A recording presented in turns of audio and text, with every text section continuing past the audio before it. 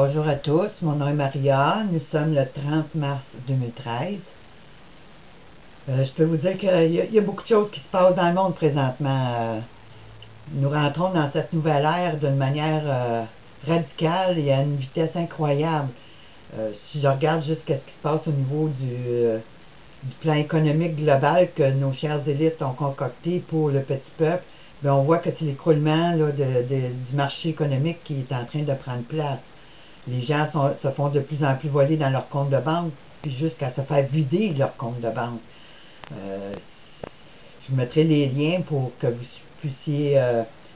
puissiez suivre la situation de près, mais vous allez voir que ce programme n'est pas juste pour ce qui se passe à Chypre, mais que l'Espagne, que la Belgique, que la France, que les États-Unis et le Canada ont exactement le même agenda en vue. Et que tout ça aurait été concocté par nos chers dirigeants mondiaux qui s'occupent du secteur économique lors d'un G20. Je ne sais pas lequel, mais on sait très bien que, comme il y a eu le crash de 1929 qui était complètement programmé puis qui a rempli les coffres de ces petits aristocrates qui font la grosse vie, puis qui nous disent qu'on est des paresseux parce qu'on ne trouve pas de job, alors qu'ils ont délocalisé les emplois vers les pays sous-développés où les gens sont payés à 2 $ par jour ou à peu près. Alors, ces gens-là n'ont aucun égard pour le petit peuple. Ce sont des lucifériens qui ne cherchent que la gloire et le confort et qui prennent plaisir à opprimer le petit peuple et qui vont causer jusqu'à la séparation des familles, la division dans les familles. Parce que ceux qui prêchent la vérité, aujourd'hui, sont considérés comme des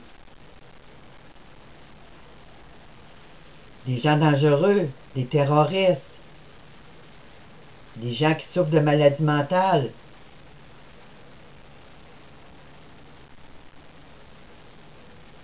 Alors, on rentre dans ce nouveau monde, puis on voit que l'oppression prend de plus en plus place, les policiers, l'armée se positionnent à travers le monde d'une manière radicale.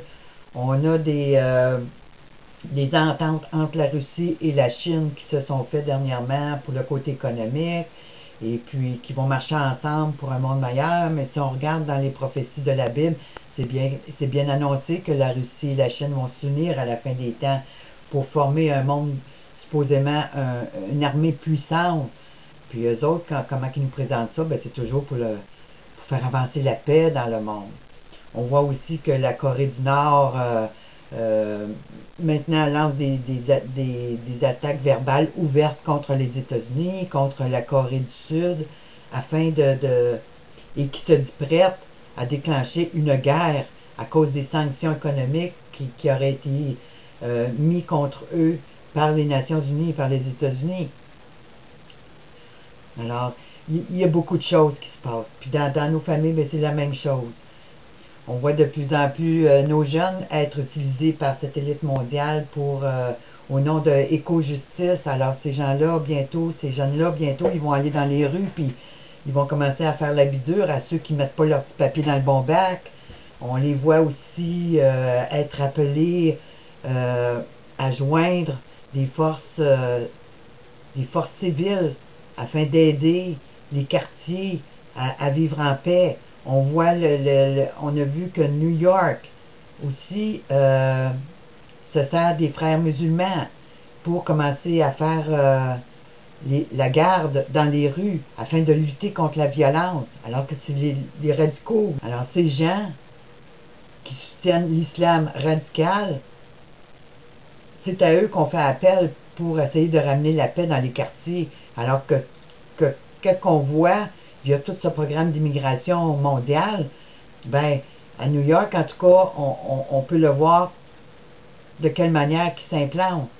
C'est que via ces radicaux islamiques qui vont prétendre amener la paix dans les quartiers, ben, tranquillement, c'est l'islam qui va prendre de l'ampleur, et que tous ceux qui ne voudront pas se soumettre aux directives imposées par ces hommes de paix, eh bien, On va leur faire la vie dure. Et c'est comme ça, c'est une manière détournée que l'islam rentre dans nos quartiers, rentre dans nos villes. Et puis, on le voit aussi dans d'autres pays. L'immigration islamique qui est complètement protégée, puis qu'ils ont des beaux hôtels, des belles places pour demeurer dans pour les hauts dirigeants, en tout cas de ces groupes-là, on voit comment ils sont utilisés pour amener cette réforme, cette interculturation dans chacune de nos villes. Puis je remarque aussi cette semaine, puis il y en a plusieurs à qui j'ai écrit dans ça, une offensive nouvelle qui prend place concernant l'islam. On nous envoie des sites qu'on n'a pas demandé, que tout rapport à l'islam, que ce soit pour la lingerie féminine, que ce soit pour des livres gratuits islamiques qu'on pourrait recevoir, et tout ça. Et moi, je prends le temps de leur écrire pour leur dire que aucune personne ou aucune organisation n'a le droit de venir sur mon site proposer des choses sans qu'ils aient passé par l'inscription de mon site. Et c'est pas la première fois que je le fais. Les gens qui me suivent sur mon Facebook le savent très bien, à intervalles réguliers. Ceux qui me joignent à un groupe quelconque, qu'il soit chrétien ou pas. Je leur écris puis je leur dis, je regrette, vous ne m'avez pas demandé la permission pour joindre votre groupe. Passez par la boîte d'inscription et je déciderai si oui ou non je veux m'inscrire à votre lien, à votre site. Alors, on voit là qu'on est en train là, de pousser une avancée. Puis, un de ces groupes-là, il m'a dit, c'est Google qui nous permet de pouvoir de pouvoir mettre nos annonces. Mais moi, je n'ai pas donné aucune autorisation à Google d'agir en mon nom. Alors, je lui refuse le droit, je lui interdis le droit de venir sur mes sites et de propager des choses que moi ne m'intéressent pas et dont on ne m'a pas demandé l'autorisation avant d'utiliser mon adresse électronique ou ma page pour promouvoir quoi que ce soit.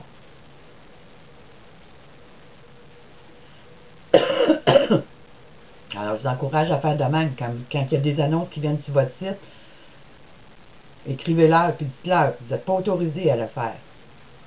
Puis il y a eu le Parti québécois qui a fait la même chose il y a quelques mois, là, quand c'était les élections au Québec. Puis, je n'étais pas d'accord non plus qu'ils fassent ça. Alors, il faut se tenir debout. Une autre chose que j'ai reçue aussi qui est intéressant, puis c'est un prix quelconque concernant Wealth for All Prizes. Alors, supposément, je vais vous le montrer parce que c'est en anglais, puis je ne veux pas prendre le temps de m'arrêter trop sur ça, là, mais ça vient, c'est une promotion à Jean, comme quoi que j'aurais gagné 915 000 € suite à un concours. Mais si on regarde de près,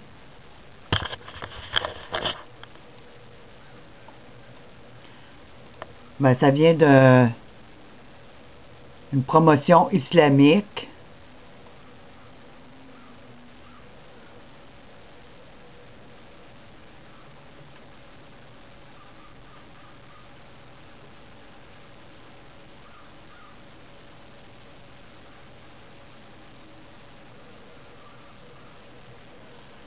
Alors, ça serait pour encourager la connaissance et faire de la publicité pour NBA Live Wealth for All Program.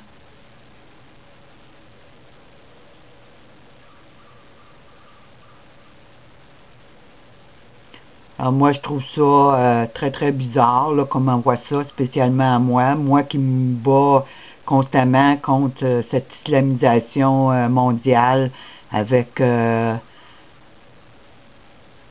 soutien du Vatican. Puis là, ce groupe-là m'envoie comme quoi j'aurais gagné 915 000 €. C'est drôle parce que je reçois ça dans un temps où justement je demande aux gens de me soutenir, de soutenir mon ministère, de soutenir mon quotidien, afin que je puisse consacrer mes heures à vous informer et à vous dire qu'est-ce qui se passe dans ce monde-là et vous aider à vous préparer pour qu'est-ce qui vient. Alors, c'est sûr que je n'ai pas répondu et je n'ai pas l'intention de répondre à ce concours parce que sachant très bien que tout ce qui ne vient pas de Dieu, il y a toujours des pièges qui se cachent derrière tout cela. Alors, je l'ai conservé là, dans le but de vous le montrer, mais non, je ne tomberai pas dans ce piège. Je vais continuer à faire confiance au peuple du Seigneur et à ceux qui ont en cœur la liberté et la justice telle que Dieu nous l'enseigne. Un autre piège aussi. C'est un piège dans lequel je me suis moi-même mis, là, si on peut dire, mais quand j'ai relu l'annonce, eh bien, j'ai dû refuser ce qu'on me proposait. Alors, cela concerne un emploi à lequel j'avais appliqué dans une association de chasse et pêche au Québec, ici, dans le coin de Saint-Michel-des-Saints. L'emploi semblait très intéressant, puis ça aurait pu régler beaucoup de mes problèmes financiers, mais ce que j'avais oublié, ce que je n'avais pas remarqué, c'est que oui, c'est temps plein, 12 de l'heure et 45 heures par semaine. Mais ce que je n'avais pas remarqué, comme je vous disais, c'est qu'il faut travailler le samedi, attendez un petit peu, de 7 heures le matin à 19 heures le soir. Alors, c'est 4 jours semaine, incluant le samedi. Alors, j'ai appliqué à cet emploi-là, mais j'aurais dû relire 2 fois l'annonce, parce que le Seigneur, ce qu'il demande à son peuple, bien, si on va voir pour le Seigneur, il nous dit bien d'observer ses sabbats. Et le sabbat de Dieu, ben, c'est du vendredi soir au samedi soir. Et dans Lévitique 19, on nous dit, vous observerez mes sabbats et vous révérerez mon sanctuaire. Vous observerez toutes mes lois et toutes mes ordonnances, et vous les mettrez en pratique. Je suis l'Éternel.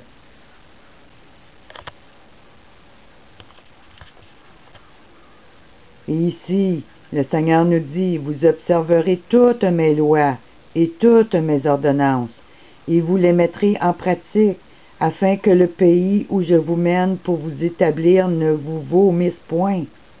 Vous ne suivrez point les usages des nations que je vais chasser devant vous. Car elles ont fait toutes ces choses, et je les ai en abomination. Je vous ai dit, c'est vous qui posséderez leur pays. Je vous en donnerai la possession. C'est un pays où coule le lait et le miel. Je suis l'Éternel, votre Dieu, qui vous est séparé des peuples.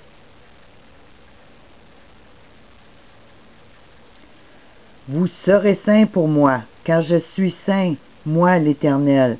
Je vous ai séparé des peuples, afin que vous soyez à moi.